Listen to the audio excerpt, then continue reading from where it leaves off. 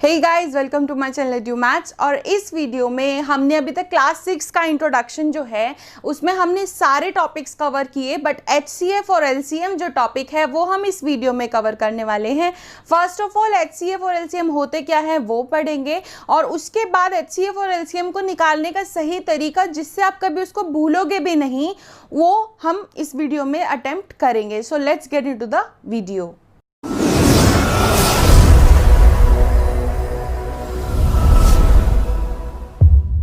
So guys, HCF और LCM बढ़ने से पहले हमें ये चीज समझनी होगी कि एक टर्म आता है प्राइम फैक्टराइजेशन। तो वो टर्म होता क्या है, और हम किसी भी अगर हमें कोई वैल्यू गिवन है हम उसके फैक्टर्स कैसे निकाल सकते हैं। ठीक है, तो मान लीजिए प्राइम फैक्टराइजेशन बता रही हूं अभी, इसके बाद इसी से रिलेटेड होते हैं एचसीएफ और एलसीएम। अगर आपको प्राइम फैक्टराइजेशन अच्छे से आ जाता है तो एलसीएम और एचसीएफ भी आप काफी अच्छे से कर लेंगे। सो मान लीजिए अगर मुझे बोला जाता है 8 का प्राइम फैक्टराइजेशन करना है। प्राइम फैक्टराइजेशन का मतलब होता है कि हमें इसके फैक्टर्स निकालने हैं कि किस किस चीज को मल्टीप्लाई करके 8 बना। ठीक है, तो वो किस तरीके से निकालते हैं। सबसे पहले हमें एक टेबल सा जो होता है एलसीएम या एचसीएफ के लिए भी बनाना होता है, और प्राइम फैक्टराइजेशन यही होती है। ठीक है, सब समझते हैं कि ये एलसीएम होता है, बट बेसिकली हम उसके फैक्टर्स निकाल रहे हैं। अब हमें देखना है 8 किसके टेबल में आता है। सबसे पहले 2 के टेबल में, 2 के टेबल में 8 आता है। यहां पे लिखो 2। ठीक है, 2 के टेबल में कितने पे 8 आता है। 2 के टेबल में 4 पे 8 आता है। ठीक है, तो हम वो वैल्यू लिखेंगे यहाँ। 2 4 जा 8। 8 को हमने 2 से डिवाइड किया तो 4 आया। अब अगेन हमें 4 के भी फैक्टर्स देखने हैं। 4 किसके टेबल में आता है, 2 के। ठीक है, तो 2 यहाँ लिखा। 4 को 2 से डिवाइड करेंगे तो आंसर आएगा 2, क्योंकि 2 के टेबल में 4 कितने पे आता है बेटा, 2 पे। तो एंड में 2 के टेबल में 2 कब आता है, 1 पे। तो जब तक हमारा आंसर 1 ना आ जाए तब तक हम उसको प्राइम फैक्टराइजेशन उसका करते रहते हैं। तब तक हम यही चेक करते रहते हैं कि ये कौन से टेबल से कट हो रहा है। 8 2 के टेबल में आता है 4 पे, 4 2 के टेबल में आता है 2 पे, 2 2 के टेबल में आता है 1 पे। तो जब तक हमारा आंसर 1 ना आ जाए तब तक हम इसको कंटिन्यू करते रहते हैं। एक और एग्जांपल मैं दे देती हूँ, और इसको लिखेंगे किस तरीके से। 8 is equal to 2 into 2 into 2। तो 8 का प्राइम फैक्टराइजेशन क्या होगा, 2 मल्टीप्लाई 2 मल्टीप्लाई 2। अब इसको प्राइम फैक्टर्स क्यों कहते हैं। फैक्टर्स तो मैंने आपको पहली वीडियो में ही बता दिया कि फैक्टर्स क्या होते हैं, लेकिन प्राइम फैक्टराइजेशन का मतलब ये होता है कि हमने जिस भी टर्म के फैक्टर्स निकाले हैं, ये जो हो गए वो इसके फैक्टर्स हो गए। ठीक है, ये सारे फैक्टर्स आप ध्यान दोगे तो हमेशा प्राइम नंबर्स होंगे। प्राइम नंबर कौन से होते हैं, जो सिर्फ अपने टेबल में आते हैं और किसी के टेबल में नहीं आते।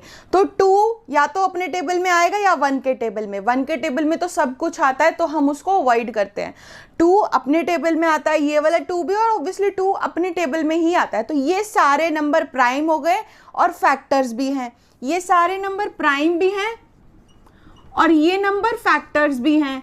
तो अगर हम प्राइम और फैक्टर को जोड़ते हैं तो क्या बनता है, प्राइम फैक्टराइजेशन। क्लियर हुआ। जैसे कि अब एक और एग्जांपल अगर मैं लेती हूं 14। ठीक है, 14 के अगर मुझे प्राइम फैक्टराइजेशन निकालने तो स्मॉलेस्ट नंबर देखो जिसके टेबल में 14 आता है। 2 के टेबल में 14 आता है, यस। तो 14 को हम यहां से 2 से डिवाइड करेंगे। ठीक है, तो 2 के टेबल में 14 कितने पे आता है, 7 पे। क्लियर हुआ। अब हमें 7 देखना है। इसको ये जो हो इतना पार्ट है ये हमारा हो गया। अब हमें देखना है 7। तो 7 किसके टेबल में आता है, 7 के टेबल में ही आता है और किसी टेबल में नहीं आता। तो 7 जो है वो 7 से ही डिवाइड होगा। ठीक है, एंड में हमारा आंसर 1 आ गया। That means prime factorization complete हो गया। तो 14 के प्राइम फैक्टर्स क्या क्या हैं, 2 और 7। ठीक है, अब यहाँ पे हमें देखना क्या है, देखो ये दोनों 2 भी प्राइम नंबर है और 7 भी प्राइम नंबर है। प्राइम है ना, 7 भी अपने टेबल में आता है, तो 2 और 7 इसके प्राइम फैक्टर्स होंगे 14 के। तो ये तरीका होता है प्राइम फैक्टराइजेशन करने का, सबसे छोटे नंबर से डिवाइड करते जाओ, अगर कुछ भी टर्म है वो 2 के टेबल में आ रही है तो यहाँ पे 2 लिखो, डिवाइड करके जो आंसर आता है वो नीचे, फिर वो जिस टेबल में आ रही है वो लिखना है। इस तरीके से जो है ये क्वेश्चन सॉल्व होते हैं। अभी प्राइम फैक्टराइजेशन समझ आ गया, अब हम समझते हैं हाईएस्ट कॉमन फैक्टर यानी कि HCF क्या होता है। सो नाउ गाइस, टॉपिक है HCF, इसकी फुल फॉर्म होती है हाईएस्ट कॉमन फैक्टर। ठीक है, अब हम टर्म से ही समझेंगे। हाईएस्ट कॉमन फैक्टर, हमें 2 नंबर गिवन होंगे। हाईएस्ट का मतलब क्या होता है? सबसे हाई। कॉमन, जो 2 चीज में एक जैसा हो, कॉमन हो, सेम हो। फैक्टर यानी कि हमें 2 नंबरों के बीच में कॉमन फैक्टर ढूंढना है जो दोनों नंबरों में सेम आ रहा हो और हाईएस्ट देखना है। ठीक है, फॉर एन एग्जाम्पल, अगर मुझे 14 और 8 के बीच में HCF, इन दोनों नंबर का HCF निकालना है तो वो कैसे निकालेंगे? सबसे पहले 14 के प्राइम फैक्टर्स निकालो। 14 के प्राइम फैक्टर्स 2 के टेबल में आता है 14, 7 पे, 7 किसी और के टेबल में नहीं आता, आ गया 1। तो 14 के फैक्टर्स क्या हो गए? 2 × 7। ठीक है, 8 का अलग से निकालो। अब जैसे हमने अभी पिछले प्राइम फैक्टर, मतलब बेसिकली इनके अलग अलग प्राइम फैक्टर्स निकालने हैं। 2 के टेबल में 8 आता है 4 पे, फिर अगेन 2 के टेबल में 4 आता है 2 पे, फिर 2 के टेबल में 2 आता है 1 पे, 1 आ गया। अब लिखते हैं 8 के फैक्टर। 8 के फैक्टर क्या है? 2 × 2 × 2। ठीक है, अब क्वेश्चन समझो। हाईएस्ट कॉमन, जो दोनों में या 3 टर्म गिवन है तो तीनों में कॉमन आ रहा है, 2 2 कॉमन आ रहा है दोनों में, मतलब कि दोनों में ये नंबर आ रहा है, सेम नंबर आ रहा है। 7 इधर नहीं है और ये 2 ऊपर नहीं है, ये 2 ऊपर नहीं है।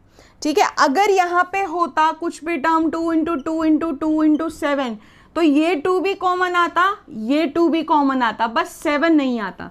लेकिन यहाँ पे सिर्फ एक ही चीज कॉमन है और वो क्या है? 2। तो HCF क्या होगा? HCF of 14 and 8 is equal to 2।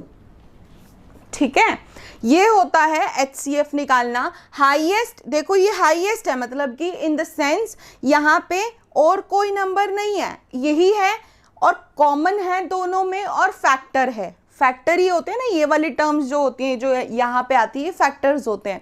Factor जो कि दोनों में कॉमन है वो होता है HCF, हाईएस्ट कॉमन फैक्टर। मैं एक और एग्जांपल दे देती हूँ अभी आपको।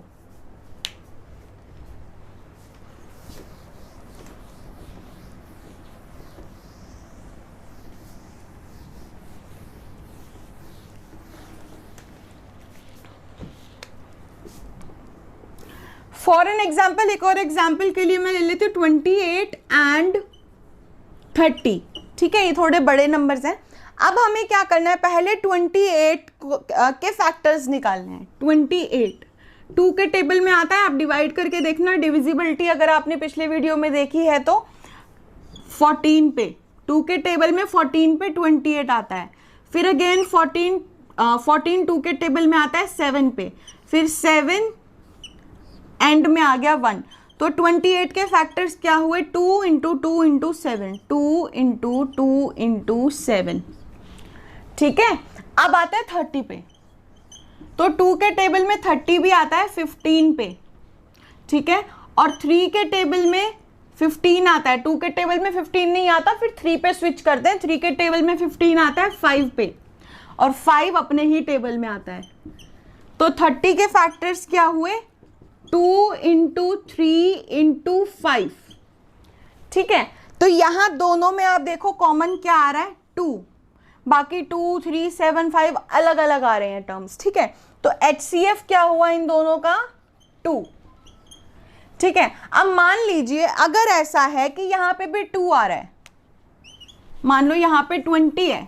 ठीक है, मैं 20 है अगर, तो 2 10s are 20, 2 5s are 10 और 5 1s are 5।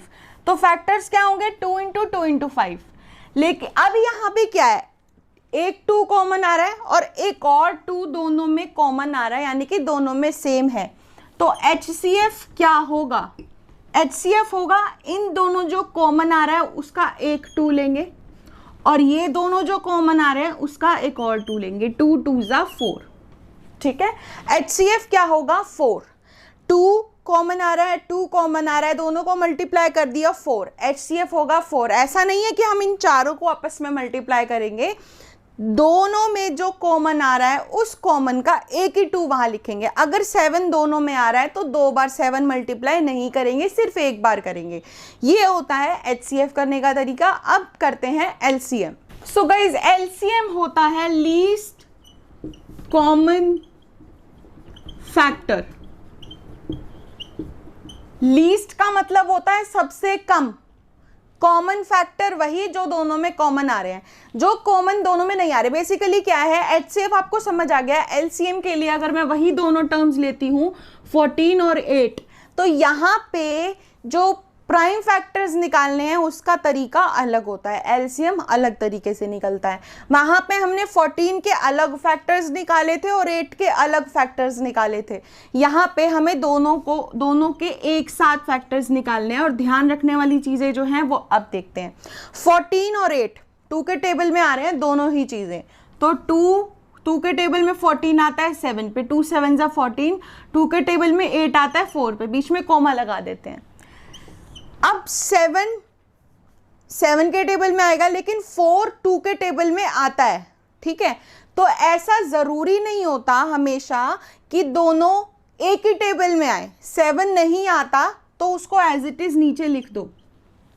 7 अगर जैसे यहाँ पे हमने 2 से अगर इसको डिवाइड किया है तो 2 के टेबल में 7 नहीं आता, तो 7 को हम सेम नीचे उतार देते हैं, ठीक है। और 2 के टेबल में 4 आता है 2 पे, क्लियर है। अब यहाँ पे अगेन क्या है, यहाँ पे 2 आ रहा है और ये 7, 2 तो 2 से कट होगा, फिर हम 7 सबसे छोटा नंबर देखते हैं पहले, तो 2 लिखा, 7 एज इट इज नीचे लिखा, क्योंकि 2 के टेबल में 7 नहीं आता तो डिवाइड नहीं हो रहा, तो हमने वो सेम चीज लिख दी। 2 के टेबल में 2 आता है 1 पे, ठीक है। अब वहां पे 1 आ गया, अब दूसरे पे स्विच करो, 7 1 और 1, 7 1 जा 7 और इस 1 को नीचे सिंपल तरीके से ले आएंगे। जब यहाँ पे दोनों जगह 1 आ जाए दैट मीन्स कि हमारा ये खत्म हो चुका है। और LCM के लिए हमें क्या करना होता है, लीस्ट कॉमन फैक्टर के लिए इन सबको मल्टीप्लाई, 2 इंटू 2 इंटू 2 इंटू 7, ठीक है। 7 2 जा 14, 14 2 जा 28, 28 इंटू 2 is 2 8 जा 16,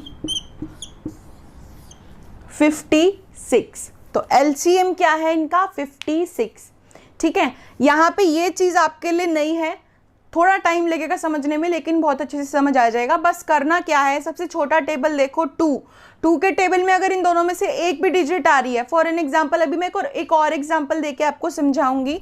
यहाँ पे सब चीज़ को मल्टीप्लाई करना है, यहाँ पे हमें ये नहीं देखना कि क्या कॉमन आ रहा है क्या नहीं आ रहा, यहाँ पे जो भी फैक्टर्स आ रहे हैं उन सबको हमें मल्टीप्लाई करना है। अब अगर मैं एग्जांपल लेती हूँ 15 एंड 20 का हमें LCM निकालना है, 15 और 20, तो 15 तो 2 के टेबल में नहीं आता लेकिन 20 आता है, तो क्या करेंगे, 2 लिखेंगे, सबसे कम टेबल से स्टार्ट करते हैं, 15 को नीचे लिख दिया एज इट इज, क्योंकि 15 आता ही नहीं है 2 के टेबल में, और 2 के टेबल में 20 आता है 10 पे, ठीक है।